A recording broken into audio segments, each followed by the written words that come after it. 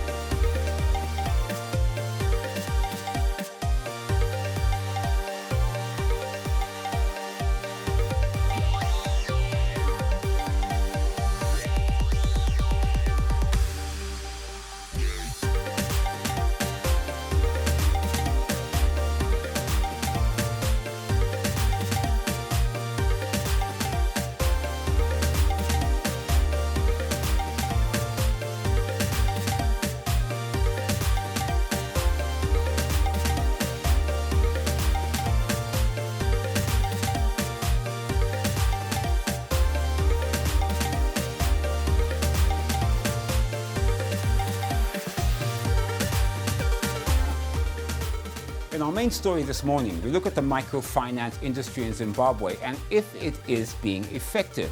Now, microfinance is a category of financial services targeted at individuals and small businesses who lack access to conventional banking and related services. Microfinance includes microcredit. That's the provision of small loans to poor clients, savings and checking accounts, microinsurance, and payment systems.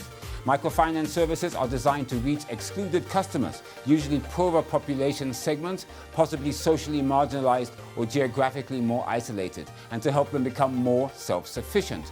The Zimbabwe Association of Microfinance Institutions, ZAMFI, is currently the sole association of microfinance institutions in Zimbabwe, formed in 1999 as a trust. As of 2018, there were 205 licensed MFIs in Zimbabwe, with 78% of those in the capital city, Harare. ZAMFI revealed in its analysis report of the microfinance sector for the third quarter ended September the 30th, 2019, that credit-only MFI sector's total loan book improved marginally to 352.2 million from 316.3 million the previous quarter. ZAMFI indicated that it was worried about the marginal increase in total loan book if compared to a growth rate of 66.2 million during the March to June 2019 quarter. The Microfinance Association highlighted that the overall net effect of inflation was a significant reduction of microfinance balance sheets in US dollar terms when compared with the 2015 period when the bond note surrogate currency was first introduced. We're joined on the Mint by Prince Wenjere, Director of Micro Venture Africa. Prince, welcome to the Mint. Good morning now, to you, Andy. One issue I have is that microfinance is meant for poor communities or to reach those that are unbanked. But how can your industry say they're reaching those when 78% of the microfinance institutions are in Harare? Yes.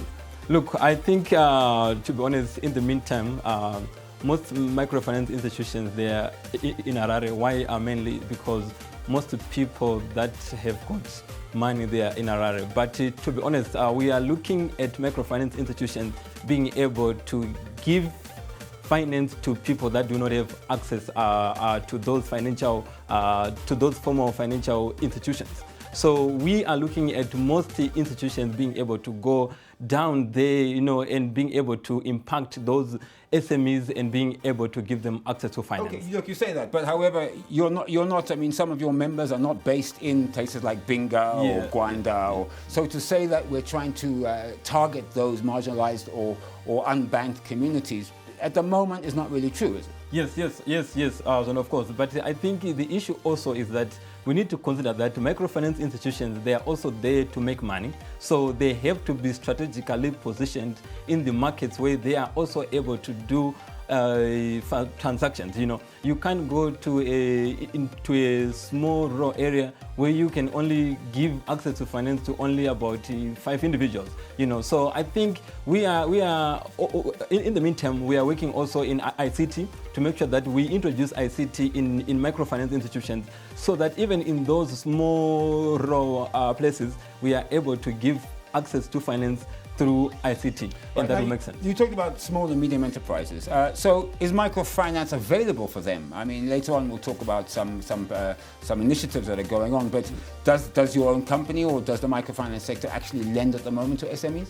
Yes, I think most microfinance institutions right now, they are extending loans to SMEs. I think also with us at Micro Venture Africa, we are about 90% of our book, we are giving loans to SMEs in Mbare, in Mutare, all those small areas where small, micro and small and medium enterprises are. We are already providing finance to those institutions. Let's talk about capitalization of the industry. I mean, some of the numbers are quite small. I mean, take us through this. What capital is required to set up a microfinance institution? So for a non-deposit taking microfinance, you are required to only have $25,000 as your minimum capital requirement, but then for your deposit taking, you are required to have $5 million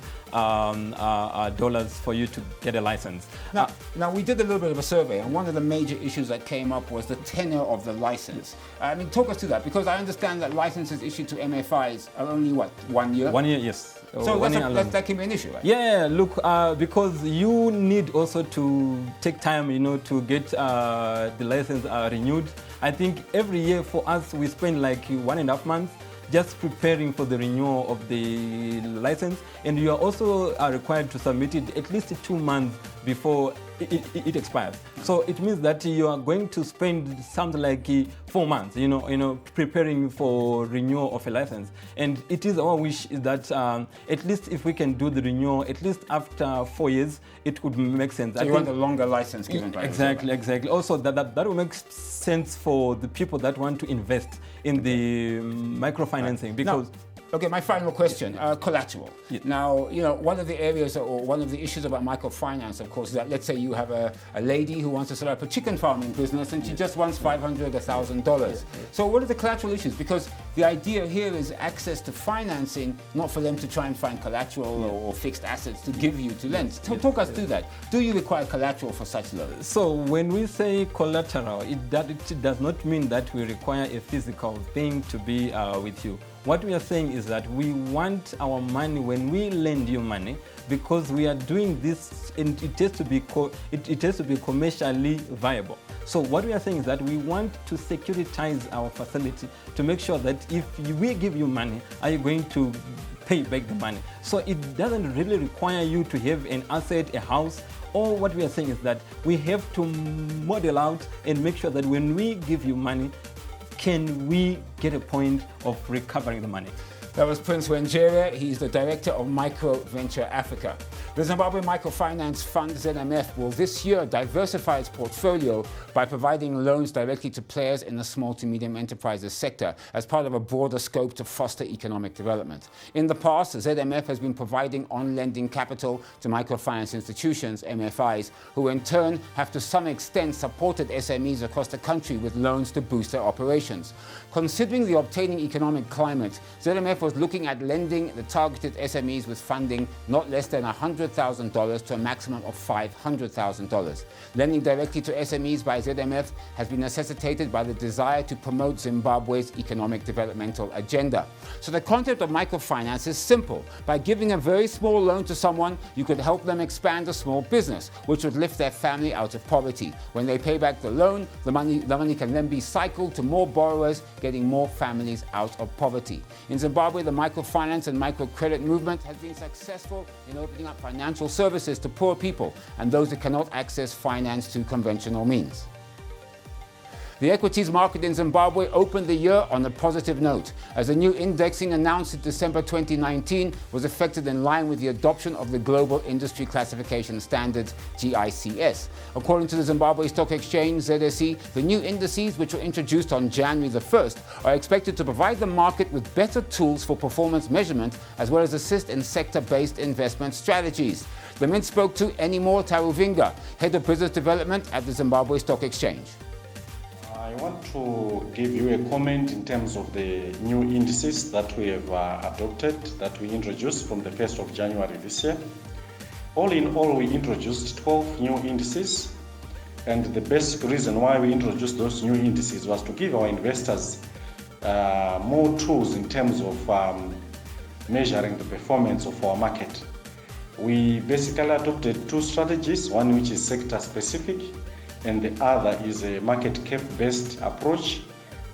So we have got about 5 new indices that track the performance of our market based on size, and we've got about 7 new indices that are sector based indices. Effective the 1st of January 2020, all listed counters were reclassified into financials, consumer discretionary, consumer staples, materials, industrials, information communication and technology, as well as real estate. The Mint is joined this morning by Kudzanai Sharara from the Business Weekly. Kudzi, I think the million-dollar question is, they've reclassified all these indices, okay, what benefit is that to the ordinary investor? I think what it does, Andy, is that it's a way of broadening our markets. Remember, in the past, you could just buy shares of one particular company or whatever particular company that you buy. But what this reclassification makes it easier for investors who, for example, would want to buy into retail stocks only. They can buy all of them.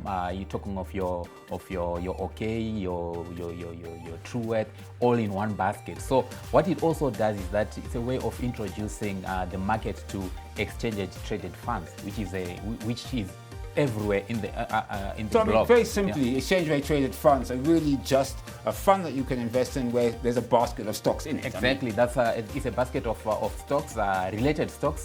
For example, mining, for example, agricultural stocks. They'll be in a basket. And just that you know, starting from now, the Zimbabwe Stock Exchange have just announced that they are now going to allow the listing of exchange-traded funds. So from now onwards, those who want to list exchange-traded funds can now do so. I mean, these are exciting developments because it's taken the ZSC to a new level. I mean, I would say that we had the stocks on the market. Of course, 98% or 99% were institutional investors, but it wasn't really a modern sort of stock market. But it seems that Justin Bongoni, the new CEO there from last year, is trying to push things ahead, isn't he? Yes, he has really revitalized our markets, and he's broadening our markets. And when you talk of exchange-traded funds, they are very popular at the moment because they make it easy for investors who just want to track the index. You know, when you buy individual stocks, sometimes your stock will fall, sometimes it's up. But when you buy exchange-traded funds, and when the whole index has moved, it means even your investment has moved in that particular direction. There's two things I would like to talk to you about. One, of course, is unit trust, because this allows also unit trust to come back again, so to speak. And the second is that Justin Bongoni mentioned that they may even start setting up a real estate fund, because we know how Zimbabweans love their real estate. Yes, rates are also a good form of investment, and I think this again allows those who want to list real estate funds to be able to do so on our markets. And I think it will bring more investors into our markets because now the scope is much wider than it was in the past. That was Kudzanai Sharara from Zim Paper's own Business Weekly. So the bourse now has 5 index groupings. These are the Zimbabwe Stock Exchange All Share Index, which represents all ordinary securities listed on the main board of the ZSC. The ZSC Top 10 Index represents 100% of the full market capital value, that is before the application of any investability weightings of all ordinary securities listed on the main board of the ZSC. There's also the ZSC Top 15 Index, which consists of the largest 15 Zimbabwean companies by full market capitalization, which qualify for inclusion in the index. The ZSC Top 25 Index consists of the 25 largest companies ranked by full market capitalization before application of any investability weightings, while the Median Cap Index consists of the 11th to 40th Zimbabwean companies ranked by market capitalization. Companies ranked 41st to 61st by full market capitalization make up the Small Cap Index. Let's have a look at who they are. Well, the top 10 index consists of BAT, Cassava, Delta, Econet, Inscore, OK Zimbabwe, Old Mutual, Padenga, Seedco International, and Simbisa. An addition of CBZ, Meikles, Nampak, National Foods, and Seedco Limited will complete the top 15 index. The small cap index consists of counters such as ART, Border, Timbers, Kafka, CFI, Cotco, Edgars, Foul Gold, Fidelity, General Beltings, Wange, Masimba, Medtech, NTS, Power Speed, Truworth, Turnal, Unifreight, Willdale, Zeco, Zim Papers, and ZPI. Figures from the ZSE show the bourse has maintained a growth momentum since the beginning of the year, with all indices recording gains except for the median cap index. Here on the Mint, we encourage Zimbabweans and foreign investors to look at investing in counters on the local bourse so as to diversify their investment portfolios. Now, looking at the tragedy that's unfolding across the world, Australia is no stranger to wildfires, but this season has been unprecedented in scale and intensity, and the summer is far from over, the Telegraph reports. So far, at least 17 people have died in blazes that have swept the country. More than 1,200 homes have been destroyed, and 5.5 million hectares, that's 13.5 million acres of land, have been burnt. So what has caused the blazes, which have devastated huge swaths of the country? Why are the fires so bad? Well, Australia's deadly fires have been fueled by a combination of extreme heat, prolonged drought, and strong winds. The country is in the grip of a heat wave, with record-breaking temperatures over the last 3 months. In mid-December, the nation saw the hottest day in history. The average temperature was 41.9 degrees Celsius. These conditions, which show few signs of abating in the next few weeks, have been accompanied by brisk winds, which fan the flames and push the smoke across Australia's major cities. All this follows the country's driest spring since records began 120 years ago, with much of New South Wales and Queensland experiencing rainfall shortfalls since early 2017. Trees, shrubs and grasslands have turned into the perfect tinder for flames. Bushfires are a regular feature in Australia's calendar, often triggered by natural causes such as lightning strikes, and cannot be blamed on climate change or rising greenhouse gas emissions alone. But experts say that the changing climate is key to understanding the ferocity of this year's blazes. Hotter, dry conditions are making the country's fire season longer and much more dangerous.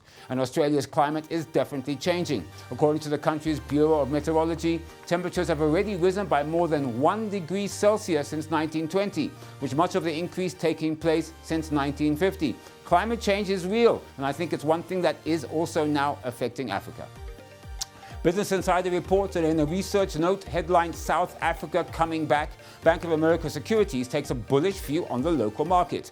The investment house believes the Moody's downgrade of South African bonds to junk is already priced in, that the Reserve Bank will finally cut rates after the February budget. South African shares are moving higher on its top-down quantitative ratings as well. Using 6 screens, that's including current valuations, current versus historic valuations, earnings growth and dividends, Bank of America has singled out 20 shares across emerging markets which offer value. Almost half of those shares are from South Africa. They include Sibanye, Anglo Plat, Implats, Goldfields, Harmony, African Rainbow Minerals, and the financial holding company RMI and property group Fortress Income Fund. South Africa's higher rating is driven by earnings growth and strong momentum, says Bank of America Securities. From a country's perspective, Turkey remains at the top of Bank of America's rankings thanks to its solid valuations compared to historic levels and strong dividends, among other factors. The JSE had a pretty solid 2019, with the all-share index up 8%, including dividends. The total return was 12%, which handily outperformed inflation, which in South Africa is currently at 3.6%. But the local market trailed global shares, with key US indices almost up 30%. The top performers in the local market were all mining shares, with Implats up by more than 290%. Retailers and other South African-focused companies had a tougher time, with Shoprite losing a third of its value. The Absa Group has appointed career banker Aaron Daniel Minele as its new chief executive from January the 15th, replacing Rene van Wyk. Absa, which separated from its former controlling shareholder Barclays PLC, said Mr. Minele will oversee the multinational's new strategy of pursuing growth in its African markets. Wendy Lucas Bull, the chairperson of Absa board, said, and I quote, "In terms of his starting point, Mr. Minele will want to assess where we are in implementing our strategy and assess how he can play a role in strengthening the team's ability to continue on that journey. As a leader, he will make his own assessment of what is required, but he has a complete open mandate as the CEO to lead this organization." Absa said the new leader is expected to continue implementing strategy set in March 2018 and which seeks to regain its market share in core businesses. Mr. Minele has worked for 20 years at the South African Reserve Bank, rising to become the Deputy Governor, serving in the Monetary Policy and Financial Stability Committees. Mr. Van Wyk will remain as Executive Director until January the 31st to facilitate handover before cooling off for 6 months before returning to Absa in a new role as Non-Executive Director. I'm Andy Hodges and you've been watching The Mint. Please follow us on our Facebook page, Zim Papers TV Network, our website ztn.co.zw and on YouTube under ZTN. Your comments are welcome via our Twitter handle at ZTN News and of course via Facebook. Join us here on The Mint every weekday morning at 6 a.m. Central African Time. Well, that's it. All I have to say is goodbye. Have a profitable business day and you all be safe.